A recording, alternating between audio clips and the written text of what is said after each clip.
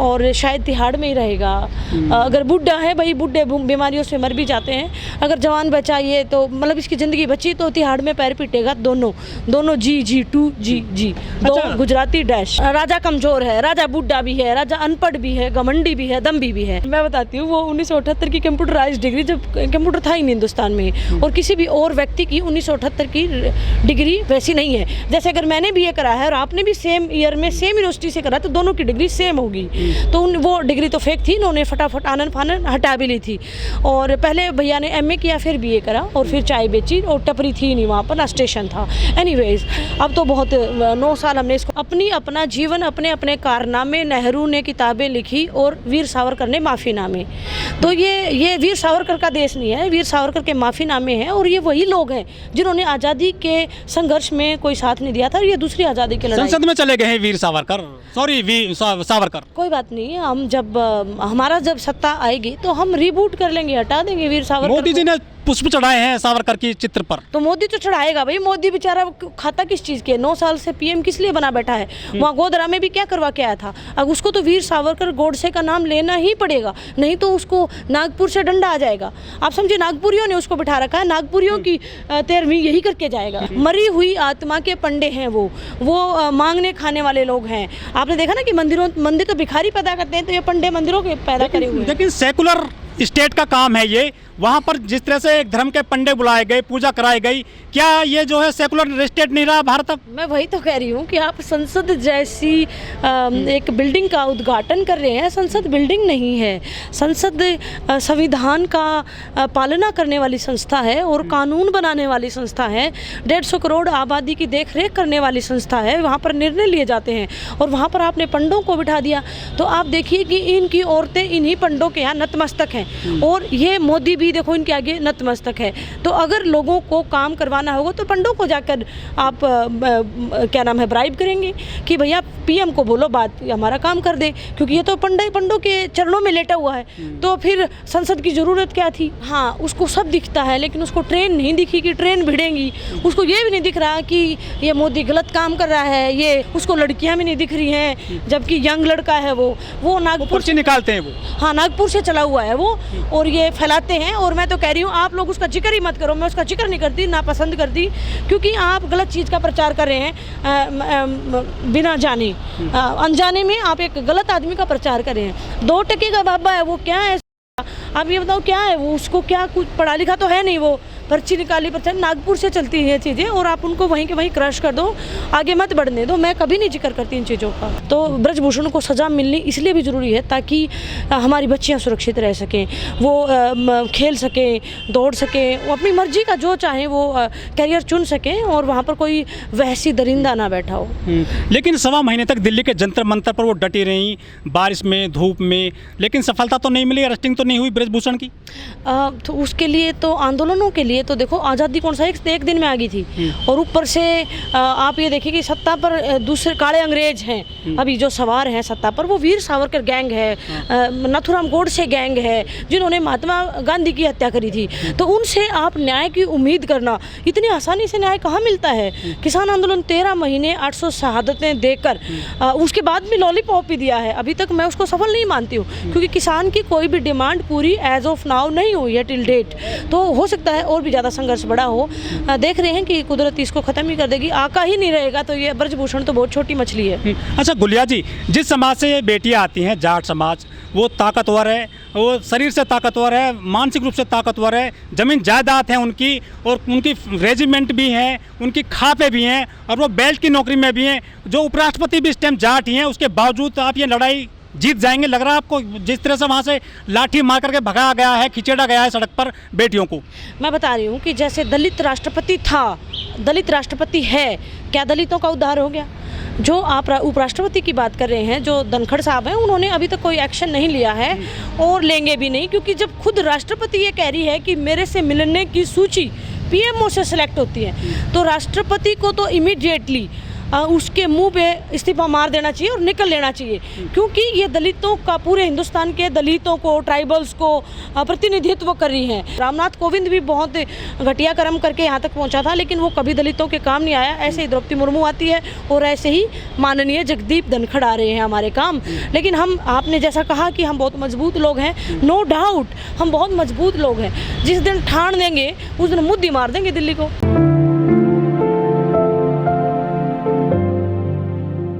नमस्कार, मैं ओमदेव। आज हमें दिल्ली में, हम जहां पर खड़े हैं ये गांधी पीस फाउंडेशन है और हमारे साथ हैं ज्योत्सना गुलिया जी, जो किसान आंदोलनकारी हैं। और जब भी किसी पे अत्याचार होता है, चाहे मजदूर हो, किसान हो, वो हम हमेशा अपनी आवाज़ उठाती हैं। अच्छा गुलिया जी, जो आंदोलन चल रहा था पहलवानों का दिल्ली में, वो भी वहाँ से हटा दिया गया है, तो महिला पहलवानों को क्या लगता है कि न्याय मिलेगा? देखिए, जो पहलवान हैं इंटरनेशनली लोगों को हरा कर मेडल जीतती हैं, मैट पे जो हाल करती हैं, तो यहाँ नहीं कर देंगी क्या? वो तो खुला छोड़ दो ब्रजभूषण का, वो खुद ही न्याय कर देंगे वहीं के वहीं। लड़कियों की बात कर रही हूँ, लड़के तो हमारे और ज़्यादा स्ट्रॉन्ग है, लेकिन उसको सरकारी संरक्षण प्राप्त है, इसलिए इतना बचा हुआ है। लेकिन 1.25 महीने तक जो खिलाड़ियों ने दिल्ली में जो आंदोलन किया जंतर मंतर पर, सफलता नहीं मिली महिला पहलवानों को। देखिए, सफलता की बात आप कैसे कर रहे हैं? सफलता तो हर हालत में मिलती है, क्योंकि शोषण है, इसको कोई डिनाई नहीं कर सकता। सबको पता है कि बच्चियों का शोषण होता है। अगर वो मना कर देती हैं, उनका प्रपोजल डिनाई कर देती हैं, तो उनको आगे नहीं बढ़ने दिया जाता, वहीं के वहीं उनको रखा, जिले स्तर पर ही उनको डिनाई कर देता, रिजेक्ट किया जाता है उनके प्रतिभा को। अगर वो समझौते कर लेती हैं तो ही आगे बढ़ पाती है, नहीं तो शोषण है, सबको पता है। इन्होंने आवाज़ उठाई है तो ये ट्रेंड सेट हो जाएगा वर्ल्ड वाइड। आगे लोग हिम्मत नहीं करेंगे शोषण करने की, सोचेंगे 100 बार। पुलिस अरेस्ट ही नहीं कर रही है, इतनी लंबी जांच चल रही है, क्या लग रहा है? मैंने कहा ना कि सर पर बांध कफन जो निकले, बिन सोचे परिणाम रे। ये मैं सर्वोदय मूवमेंट की लाइन कह रही हूँ, क्योंकि हम गांधी पीस फाउंडेशन पर खड़े हैं यहाँ। ये मेरे पिता का, it was a home away from home for my dad, तो I have been to this place so many times so far. तो मैं आपको बता रही हूँ कि संघर्ष लंबा हो सकता है, लेकिन संघर्ष हमेशा जीतते हैं। हर हालत में बाहर अंदर जाएगा ब्रजभूषण, कोई नहीं रोक सकता, वो शोषक के शक्ल से ही लगता है। लेकिन पुलिस ने जंतर मंतर पर जो आंदोलन करने की अब जो है मनाही कर दी है। वो पुलिस कह रही है दिल्ली की कि आप देश में कहीं भी आंदोलन करिए, लेकिन जंतर मंतर पर ये बहन बेटियां आंदोलन नहीं कर सकती हैं जो पीड़िता हैं। देखिए, राजा डरा हुआ है, सेंगोल लेके बैठा है। जो महिला खिलाड़ी हैं उनकी परेड कराई जा रही है। कभी वो जो है हनुमान मंदिर जाती हैं, कभी वो गुरुद्वारे जाती हैं, कभी गंगा जी में वो अपने मेडल लेकर चली जाती हैं। ये क्या कमज़ोर किया जा रहा है इस तरह से जो महिला पहलवानों को जो परेड कराई जा रही है उनकी? मैं बताती हूँ कि हनुमान के नाम पर तो इसने बजरंग दल जैसे राक्षसों को, जो गोरक्षा के नाम पर गरीब मुसलमानों को टारगेट करते हैं, उनके हनुमान जी का से उनका तुलना करी थी इसने। और हनुमान जी ने इसकी क्या गति करी है सब जानते हैं कर्नाटक में। और यहाँ पर अगर लड़कियाँ हनुमान मंदिर गई हैं तो अच्छी बात है, हनुमान जी रक्षा करेंगे उनकी। दूसरी बात, लेकिन न्याय तो कोर्ट से मिलेगा, कानून से मिलेगा, अदालत से मिलेगा। मंदिर जा रहे हैं, कोई बात नहीं, कोर्ट में भी तो ढोंगी लोग बैठे हैं ना। तो अगर मंदिर में गई है तो वो लोग मंदिर में भी आते हैं। अगर हम निगरानी करें तो कोर्ट वाले जज भी मंदिरों में पहुंचते हैं और वो पूरा नाटक करते हैं। ढोंगी है, महाभ्रष्ट हैं, और उनकी पत्नियां पूरा पूजा में सम्मिलित होती हैं और सभी ज्योतिषियों के चक्कर में भी घूमती हैं, पंडों के चक्कर में घूमती हैं। ऐसा भी आरोप लग रहा है कि ये जो आंदोलन है आपका जाट वर्सेस राजपूत का लग रहा है। तो कोई बात नहीं, अब तो लगता रहे, जाट कोई जाति तो है नहीं, हम तो एक ब्रीड हैं। और हरियाणा में तो हर एक व्यक्ति को, जो भी हरियाणवी बोलेगा उसको जाट ही कहा जाएगा। यहाँ पर चाहे किसी भी जाति का जो बंदा आपको हरियाणवी बोलता नज़र आया दिल्ली में, तो उसको कहेंगे आप जाट हैं। तो जाट कोई एक जाति नहीं है, ये एक ब्रीड है। वो बहुत खूबसूरत दिल दिमाग के मजबूत व्यक्ति हैं, इंसान हैं। जाट सबसे खूबसूरत कौम है, मैं कह सकती हूँ आपको। इसलिए नहीं कह रही हूँ कि मैं जाट हूँ, मैं इसलिए कह रही हूँ कि मैंने बड़े नज़दीक से देखा है कि ये लोग जात पात में घुसते ही नहीं हैं। और रही बात राजपूत की, तो राजपूत है तो इतना डरा हुआ क्यों है? कर दे सरेंडर और बैठे जेल में। नहीं बैठे तो कानून बिठाना ही पड़ेगा। लेकिन वो तो करें कि पोक्सो एक्ट में ही बदलाव किया जाए।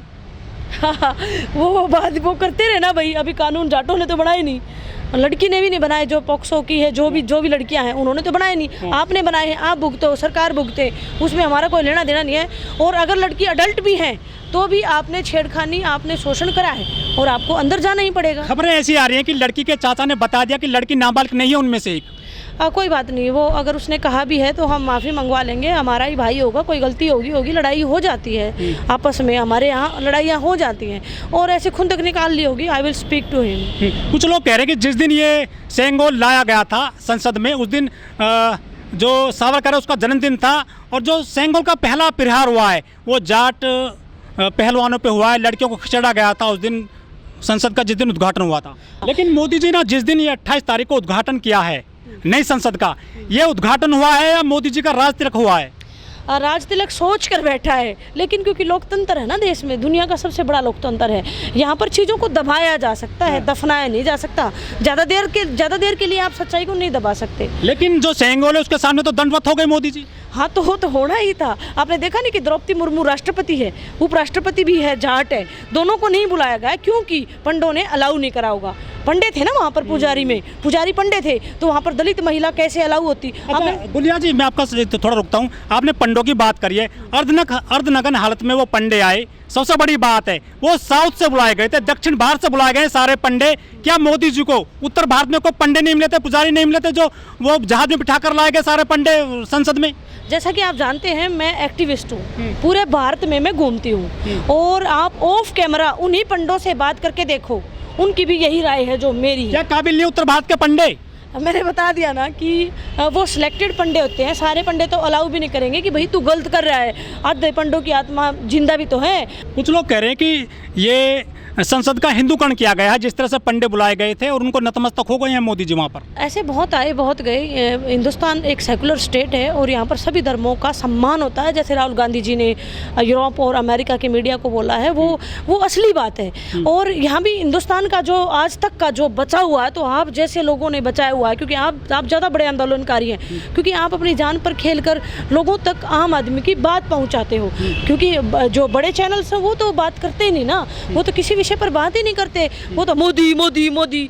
और आप देख ले, अब ट्रेन की दुर्घटना हुई, आप हटने नहीं देते हैं, वो ध्यान भटकाने का काम करते हैं बार बार। आपने ट्रेन की बात करी है, जब नई ट्रेन चालू करते हैं कोई भी देश में रेल मंत्रालय, तो मोदी जी हरी झंडी दिखाते हैं। जब हादसा हुआ है उड़ीसा में, तो क्या मोदी जी जिम्मेदारी लेंगे पूरे मामले की? जिम्मेदार कोई भी नहीं है। 300 लोगों की डेथ हुई है, 1000 कैजुअलिटीज़ हुई हैं ऑलमोस्ट, तो कोई भी सामने नहीं आ रहा है। जबकि ये IAS भी है, आज ही मैंने लिखा है कहीं, ये आदमी IAS है, वैष्णव सैन, पता नहीं कौन, क्या नाम, अश्विनी वैष्णव, जो रेल मंत्री है, ये IAS भी है। और ये कुछ दिन पहले कह रहा था कि ये चिप है इसमें और ये बढ़ेंगी नहीं, पता नहीं क्या, कवच बड़ा वार। तो वो लाखों करोड़ों रुपए का खर्चा था। ठीक ऐसे ही इन्होंने कहा था श्वेता ने कि 2000 के नोट में तो चिप है, वो भी गायब, पता नहीं झूठा कौन है। पहले इसने कहा था नोट, वो CDS जब बनाया था तो CDS में 1000 उसकी ज़रूरतें बताई थी। फिर CDS मर गया दिसंबर 2021 में, यस। और फिर उसको 8 महीने उस पद को खाली रखा, क्योंकि जिसको बनाना चाहते थे उसकी योग्यता नहीं थी, जिसकी योग्यता थी उसको बनाना नहीं चाहते थे। अब दिल्ली के जंतर मंतर पर जो मीडिया की आवाजाही बंद कर दी गई है, वहाँ पर जो यूट्यूबर्स हैं या सोशल मीडिया के जो पत्रकार हैं, वो वहाँ पर कवरेज नहीं कर सकते। हाँ, तो क्योंकि देखिए आप, ये तो होता ही है, ये तो होगा ही होगा, क्योंकि आप लोकतंत्र बचाने की लड़ाई लड़ रहे हैं, तो आप पर नकेल लगानी जरूरी है।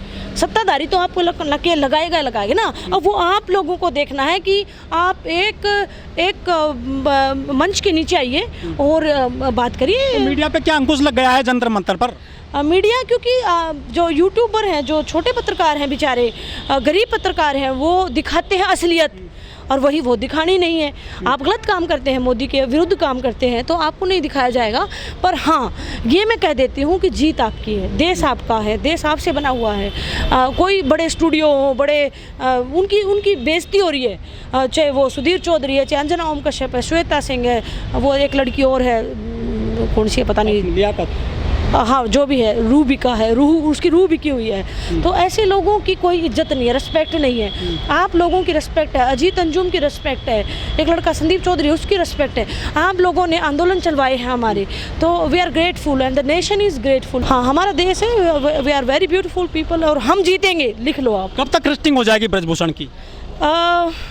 ये नहीं कह सकती, पर जून में हो जाएगी, जून में हो जाएगी। अंदर जाना पड़ेगा इसको, क्योंकि किसान जब ठान लेता है तो किसान बोना जानता है तो काटना भी जानता है, ये लोगों को जानना होगा। किसान मजदूर का देश है, किसान मूल है इस देश का, और इन किसानों के बिना आप नहीं चल सकते, ये देश नहीं चल सकता है। Thank you.